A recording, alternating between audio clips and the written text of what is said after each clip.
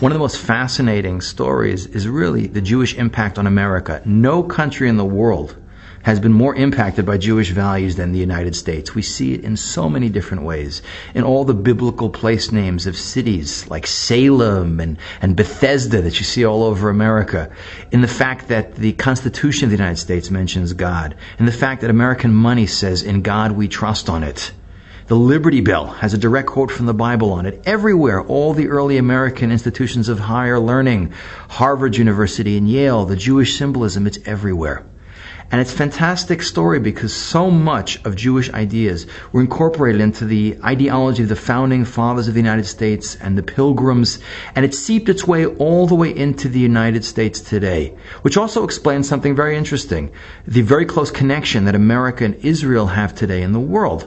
Some people would like to ascribe it to, the power of Jews, albeit just 2% of the population and their incredible influence. Or better yet, AIPAC, the American Israel Public Affairs Committee, the second most powerful lobby in the United States after the National Rifle Association. But if you look at what presidents of the United States have said throughout history, it's pretty clear that what really connects America and Israel, and why America until today is really Israel's only consistent ally in the world, has to do with a deep-seated belief that the values that make America great come from the Bible. And really, America and Israel are very closely connected on a much deeper level than purely modern politics and lobbying, but rather on a deep ideological level, which could also explain why America is such a unique country in the world, being the world's really first hyperpower, where America spends more on its defense budget than the next 15 countries in the world combined.